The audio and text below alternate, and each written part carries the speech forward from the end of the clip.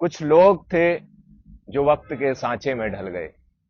कुछ लोग थे जो वक्त के सांचे में ढल गए। कुछ लोग हैं जिनसे वक्त के सांचे बदल गए। ये पंक्तियां आज हमारे साथ पॉजिटिव दुनिया के मंच पर मौजूद अखिलेश जी पर बिल्कुल सटीक बैठती है।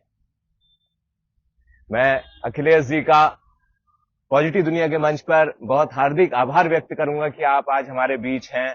और एक छोटा सा परिचय, आपका वर्तमान परिचय मैं आप सभी को देना चाहूंगा कि जो अखिलेश जी हैं, आज वो उत्तराखंड सरकार के रेशम विकास विभाग में वैयक्तिक सहायक, उपनिदेशक कार्यालय कुमाऊं मंडल में वैयक्तिक सहायक के पद पर कार्यरत हैं। और आप आज क्यों हमारे साथ पॉजिटिव दुनिया के मंच पर हैं, जैसे कि पॉजिटिव दुनिया यानी कि पॉजिटिविटी फैलाने वाला एक मंच। आपके साथ एक ऐसा जिंदगी का पहलू रहा है जिसके दौरान कहना चाहिए कि एक आम व्यक्ति हिम्मत हार जाता, निराश हो जाता। लेकिन आप अपने अनुभवों को अभी खुद बताएंगे, लेकिन जाने कैसे कहां से इस प्रकार की एक हिम्मत लेकर के आए। उन दिनों में भी ऐसा संघर्ष इन्होंने किया जिस समय की आम मनुष्य बिल्कुल निराश हो जाता जिंदगी को लेकर के, और ये उससे उबर करके अपनी लाइफ को इन्होंने सेटल किया। और वो पल बहुत सारे लोगों को, मेरे भाइयों को, हमें प्रेरणा दे करके जाते हैं। और आप इसीलिए उन अनुभवों को हमारे साथ साझा करें जिससे कि हम और हमारे भाई अपनी जिंदगी में बहुत प्रेरणा ले सकें और ऐसे संघर्षों से, ऐसे कठिन समय में संघर्ष करते हुए आगे निकल सकें और बेहतरीन जिंदगी बना सकें। अखिलेश जी, वो पल ऐसे कुछ इस तरीके से था कि उस पल में मैं ये कहेंगे कि शारीरिक रूप से भी असमर्थ से हो गए थे। इनका बहुत तगड़ा एक्सीडेंट हो गया था और उनका बहुत महत्वपूर्ण समय चल रहा था। वो ये खुद बताएंगे कि क्या महत्वपूर्ण समय था। और इनका ऐसा खतरनाक एक्सीडेंट हुआ था कि ये महीनों तक बिस्तर पर रहे वाली स्थिति पर, और रॉड इनके टांग में लगी हुई है। ऐसी कंडीशन में भी इन्होंने वो संघर्ष किया और फिर ये अपनी जिंदगी को सही लाइन पर लेकर के आए और सफल हो गए। तो अखिलेश जी, मैं आपका अनुरोध करना चाहूंगा आपसे कि आप प्लीज हमें और हमारे साथियों को अपने वो अनुभव साझा करें। सभी को मेरा नमस्कार। शुरुआत में मैं सन 2011 से ही अपने लक्ष्य के लिए ऐसे आगे बढ़ा कि मुझे एक सरकारी नौकरी की तलाश थी। और चूंकि उस समय बहुत सारे फॉर्म आ रहे थे गवर्नमेंट्स की तरफ से कि अलग अलग विभागों में अलग अलग तरीके के पदों के लिए विज्ञप्तियां आ रही थी, तो मैं लगातार सब में ही जो है प्रयास करता जा रहा था। इधर 2011 की ही एक भर्ती जो थी उसमें समूह गौ की, जिसमें कि वैयक्तिक सहायक के पद और साथ में ही सम्मिलित करते हुए लिपिकीय पद, जो मतलब कि बाबू वाले जो पद हैं उनके लिए भी जो है विज्ञप्ति थी। तो उसमें टाइपिंग और शॉर्ट हैंड की जरूरत थी। जो लोग वैयक्तिक सहायक के लिए जाते उनको शॉर्ट हैंड की जरूरत थी, और जो लोग क्लरिकल के लिए जाते उनको टाइपिंग की जरूरत थी। तो उसमें जो है मैंने पेपर दिया और वहां मैं पहले ही प्रयास में सफल रहा। तुरंत ही मुझे जो है उसके बाद 2013 के अप्रैल में टाइपिंग टेस्ट के लिए बुलाया गया, जहां मैं टाइपिंग देने गया, लेकिन कुछ नंबरों के कम होने की वजह से बाद में मैं शॉर्टलिस्ट नहीं हो पाया और वहां मेरा सिलेक्शन जो है क्लरिकल के लिए नहीं हुआ। और चूंकि मैं उस समय शॉर्ट हैंड नहीं जानता था, तो वहाँ मुझे लगा कि शॉर्ट हैंड भी अगर मुझे आता तो शायद मैं इस परीक्षा को पास कर लेता और मैं व्यक्तिक सहायक या स्टेनोग्राफर बन जाता। इसके बाद तुरंत बाद जैसे ही वो रिजल्ट आउट हुआ जुलाई 2013 में, तो तुरंत मैंने समूह भाव की तैयारी शॉर्ट हैंड के लिए साथ शुरू कर दी और शॉर्ट हैंड भी सीखने जाने लगा गुरुजी के पास, आरपी जोशी सर के पास। तो उसी के साथ 1-1.5 साल तक मैं उसी तैयारी में लगा रहा। और इसी बीच उपनल से एक जॉब आई थी Uttarakhand judicial and legal academy Bhowali में, जहाँ की व्यक्तिक सहायक के लिए मांगा गया था उपनल से। तो मैंने तुरंत वहाँ के लिए अप्लाई किया और वहाँ मुझे सिलेक्ट किया गया और मैंने वहाँ जॉब स्टार्ट कर दी। जहाँ मैं जॉब मैंने अपनी सितंबर में शुरू की और अक्टूबर के समय जो है इस समूह गौ का 2016 में पेपर हुआ। 2015 में पेपर हुआ 18 अक्टूबर 2015 को। तो मैंने उस पेपर में अपीयर हुआ और यहाँ भवाली से मैं अपने घर हल्द्वानी आया और अगले दिन मैं यहाँ से रुद्रपुर गया, जहाँ मेरा पेपर था एएन झा इंटर कॉलेज में। और उस पेपर को देने के बाद मुझे लगा कि इसमें मेरे 70 नंबर से कुछ कम या 68 नंबर के आसपास आ जाएंगे। तो मैं खुश था कि लगभग चलो मैं इसमें शॉर्ट हैंड के लिए आगे चला जाऊंगा। लेकिन प्रकृति का ऐसा कुछ रहा कि तुरंत ही जैसे दिसंबर का महीना आया तो 5-6 दिसंबर के दिन मेरा जो है भीमताल से आते वक्त काठगोदाम की पुल पर एक्सीडेंट हो गया और तुरंत ही मैं हॉस्पिटलाइज हो गया।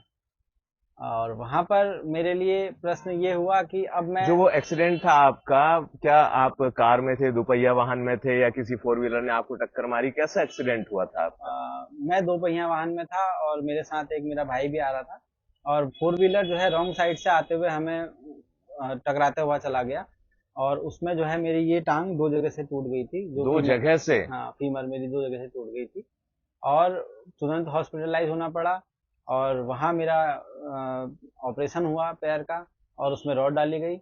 और अब प्रश्न था कि अब क्या। फीमर जो कि जांग की हड्डी होती है, ये यहाँ से लेकर के यहाँ हिप जॉइंट तक और नी जॉइंट से के बीच में की जो शरीर की सबसे बड़ी हड्डी होती है फीमर, उसमें इनको दो जगह पर फ्रैक्चर हो गया। इतना बड़ा एक एक्सीडेंट आपका था। हाँ, तो वहां पर फिर अब सभी लोग मुझे सांत्वना देने आने लगे कि यार अभी तो तेरी जॉब ही शुरू हुई थी और अभी तो तूने अपनी जिंदगी की शुरुआत ही करी थी और यहीं तेरा ये जॉब जो हो आपकी गया। उपनल यानी कि उपनल जो से मैं कर संविदा रहा था। के जरिए होती है, उस हाँ वाली जॉब? हाँ, और उसकी अभी तक मेरे पास पहली सैलरी भी नहीं आई थी क्योंकि वहाँ कुछ बजट की दिक्कत थी। और जब मैं मतलब बेड रेस्ट पे था 18 या 20 तारीख को दिसंबर में, तब मेरी सैलरी मेरे पास आई और मैं उस देख के बड़ा हतोत्साहित हुआ कि मेरी पहली सैलरी तब आई है जबकि मैं बेड पे हूँ। तो वहां वाकई में ये बहुत एक निराश करने वाला, क्योंकि जब भी आपकी पहली सैलरी मिलती है तो आप एक सेलिब्रेट करने के अंदाज में होते हैं, बहुत खुश होते हैं कि जिंदगी की पहली सैलरी। मुझे भी याद है कि अपने पहली नौकरी की जो पहली सैलरी थी उसको मैंने कैसे सेलिब्रेट किया था। मन कर रहा था कि सारी की सारी सैलरी में से एक भी रुपया ना बचाऊं और उसे खर्च कर दूं। लेकिन आप अखिलेश ऐसी कंडीशन में थे, ना तो बहुत खुशी मना सकते थे और ना उसे सेलिब्रेट करने कहीं जा सकते थे। वाकई में ये एक बहुत डिसअपॉइंट करने वाला मोमेंट रहा होगा। तो पैर के टांके वगैरह कटने के बाद और सारी चीजें होने के बाद जब मैं थोड़ा सा, डॉक्टर ने कहा कि अब आप थोड़ा सा चल फिर सकते हो और एक वो पकड़ के चल सकते हो, एक सपोर्ट के सपोर्ट लिए के जो साथ स्ट्रक्चर रहता स्ट्रक्चर है रहता है उसे उसे लेकर ले के चल हम चल सकते सकते हैं। हैं। तो लेकिन अब उस समय मैं थोड़ा थोड़ा अंदर बाहर जाने लगा। वहीं पर मेरे दिमाग में आया कि यार अब शॉर्ट हैंड मुझे शुरू कर देनी चाहिए क्योंकि मेरा शायद इस समय अब पेपर भी आज मतलब कि रिटर्न और शॉर्ट हैंड के लिए और टाइपिंग के लिए मुझे बुलाएंगे अब, क्योंकि नजदीकी था कि जल्दी ही पेपर हो जाएंगे। और मैं जब जनवरी से थोड़ा खड़ा होने लगा और थोड़ा सा चलने लगा तो मैंने अपनी सिस्टर से और भाई बहनों से कहा कि यार मेरा टेबल वगैरह रख दो, मैं वहीं पर अपना जो है शॉर्ट हैंड टाइप मतलब करते रहूंगा। और टाइपिंग तो कंप्यूटर अलग था, उसको मैं अलग से कर लेता था, लेकिन शॉर्ट हैंड जो है वो लगातार करनी पड़ती है। और चूंकि अगर शॉर्ट हैंड छोड़ दी तो फिर आप लगातार अगर प्रैक्टिस में नहीं है तो आपकी जो है स्पीड भी डाउन होगी और साथ ही आप जो है उसको उतने दक्ष भी नहीं रह पाएंगे। ये तो यहाँ पर इस तरीके की बात हुई कि शॉर्ट हैंड या टाइपिंग, जो लोग शॉर्ट हैंड या टाइपिंग जानते होंगे, मैं समझता हूँ वे लोग इस बात से बखूबी वाकिफ होंगे कि शॉर्ट हैंड या टाइपिंग एक ऐसी चीज है जिसको अगर आपने कुछ महीने कि कुछ समय के लिए भी छोड़ दिया तो आपकी स्पीड इतनी कम हो जाती है कि आप किसी एग्जाम को कंपीट करने लायक नहीं रहेंगे। और ये तो महीनों के लिए बिस्तर पर होने वाले थे और इनका एग्जाम बिल्कुल सर पे खड़ा था, जो सरकारी नौकरी की चाहत लिए हुए आप जी। थे। तो लेकिन इसमें एक यहाँ पर मैं ऐसा सवाल पूछना चाहूंगा आपसे अखिलेश जी, कि आपका एक मेजर एक्सीडेंट हुआ जिसमें आपकी जांग की हड्डी दो जगह से फ्रैक्चर हो गई और आपकी पैर में रॉड लगी हुई है और आप बिस्तर पे हैं की कंडीशन थी, रिकवर कर रहे हैं धीरे धीरे। तो वो दौर, क्या आपको एक बार ऐसा नहीं लगा कि मेरा आने वाला एग्जाम तो बिल्कुल मुझसे छूट जाएगा यार, मैं कैसे कर पाऊंगा तैयारी? क्या ऐसा नहीं लगा? मन में रोज मतलब जब भी जैसे मैं थोड़ा सा होश में आने लगा और थोड़ा मैं ठीक होने लगा तो मुझे हमेशा ये रहता था कि यार मैंने तो वो एग्जाम दे रखा है, उसका कैसे होगा। और मैं नौकरी के लिए इतनी समय से मैं तैयारी कर रहा था, 2011 से भी मैं लगा हुआ हूँ और उसके बाद ही 2015 आ गया है, अभी 16 आ गया है और पिताजी रिटायर हो चुके हैं। तो इन सब के बीच में मेरे दिमाग में हमेशा पसोपेश रहती थी कि मैं इसको किसी तरीके से क्लियर करूं। लेकिन जब तक मैं खड़ा नहीं हो पाता तब तक मुझे वो सबसे बड़ी दिक्कत थी कि मैं तब तक उसको कर भी नहीं सकता था। जबकि ऐसा नजर आ रहा था कि आपका रिटर्न क्वालिफाई लगभग हो हाँ जाएगा। हो जाएगा। और अब एक छोटी सी चीज जो कि ऑलरेडी बहुत अच्छी है आप में, लेकिन छोड़ने की वजह से आपकी स्पीड डाउन हो जाएगी और आपका सिलेक्शन नहीं होगा। नहीं हो पाएगा।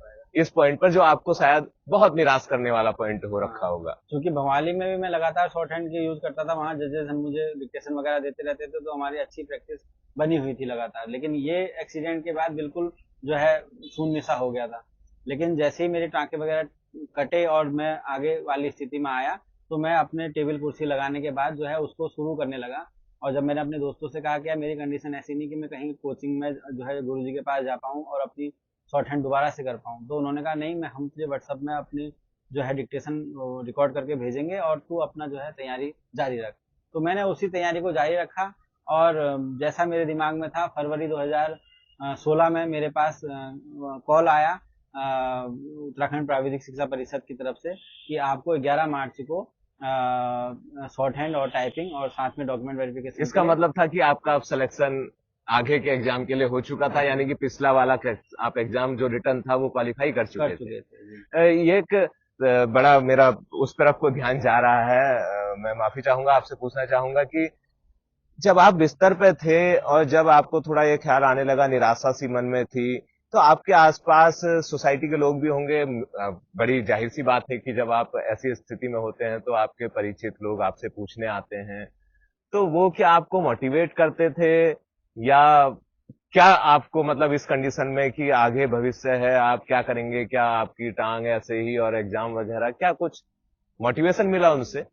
मोटिवेशन तो बहुत कम मिला, लेकिन जितने भी लोग मिले वो ये बोलते थे यार तू चल, कम से कम खड़ा भी हो जाएगा तो बहुत बड़ी बात है तेरे लिए, क्योंकि अब तेरा एक्सीडेंट हुआ है, 2 जगह से टांग टूटी हुई है, सीधा चलना भी तेरे लिए बहुत मुश्किल होगा। और मैं अंदर से इतना मतलब कॉन्फिडेंट था कि नहीं, मैं अपने हिसाब से करूंगा, इन लोगों को बोलने दो ये जो बोल रहे हैं।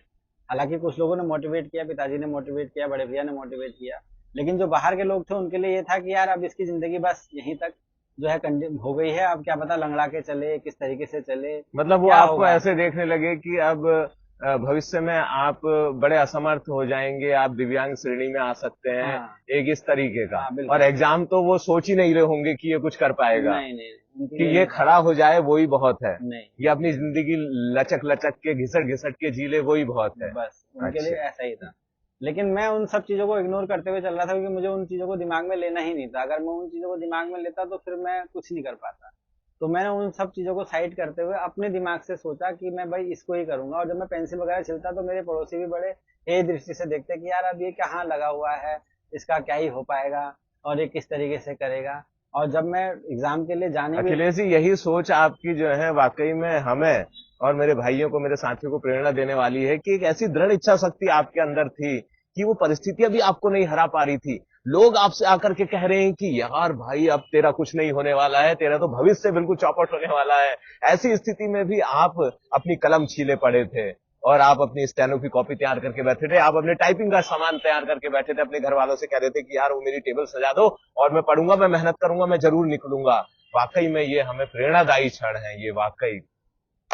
तो वहां से फिर मैं जब वो दिन भी आया जब मेरा टाइपिंग वगैरह का टेस्ट था और डॉक्यूमेंट वेरिफिकेशन था, तो बड़े भैया को लेकर के मैं यहाँ से अपने निकला।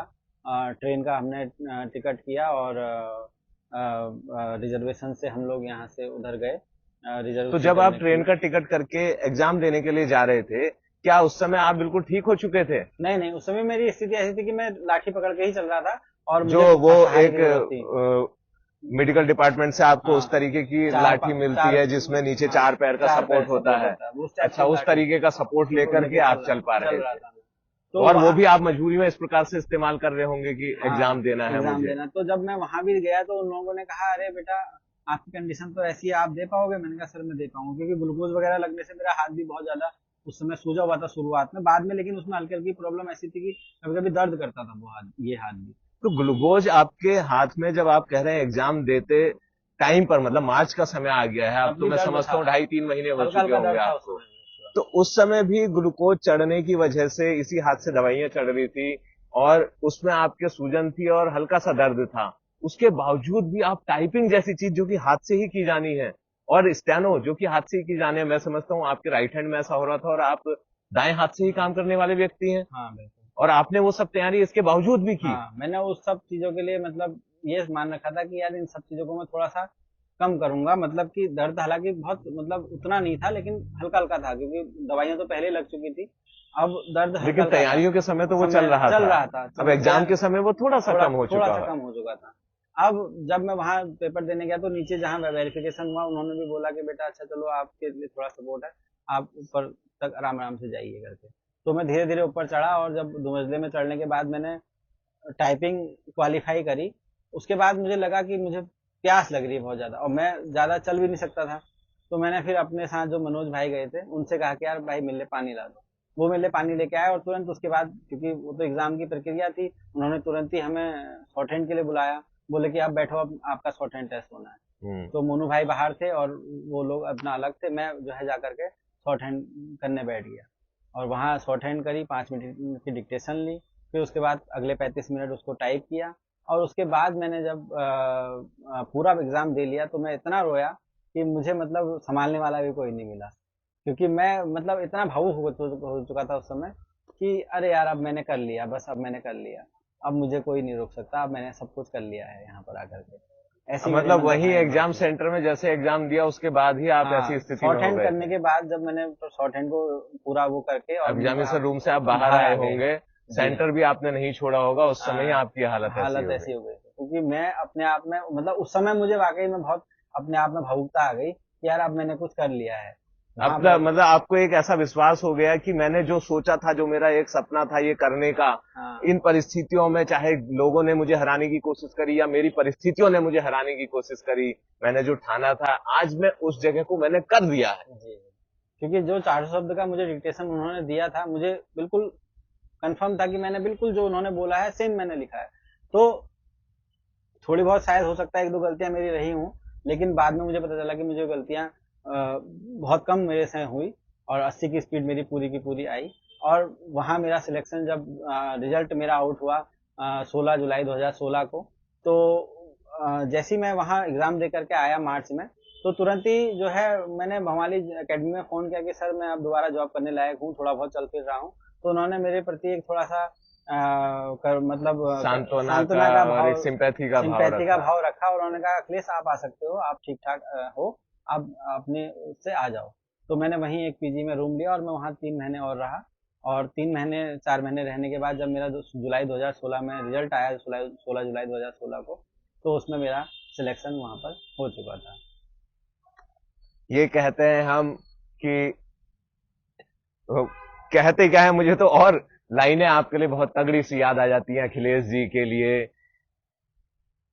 संघर्षों से लिखी है जिंदगी की किताब मेरी, संघर्षों से लिखी है जिंदगी की किताब मेरी, साजिशों से बुझ जाएं हम वो चिराग नहीं। अखिलेश जी, आप इन लाइनों को बहुत बहुत ज्यादा सेटिस्फाई करते हैं, ये आप ही के लिए लिखी गई हैं ऐसा महसूस होता है। आप जैसे व्यक्तित्व हम और हमारे साथियों को ऐसी प्रेरणा देते हैं कि जिंदगी में कोई भी परेशानी आए, समस्या आए, अगर आपने हिम्मत रखी अंदर से, अगर आपने ठान लिया, तो दुनिया की कोई ऐसी ताकत नहीं जो आपको आपका मकाम पाने से रोक सके।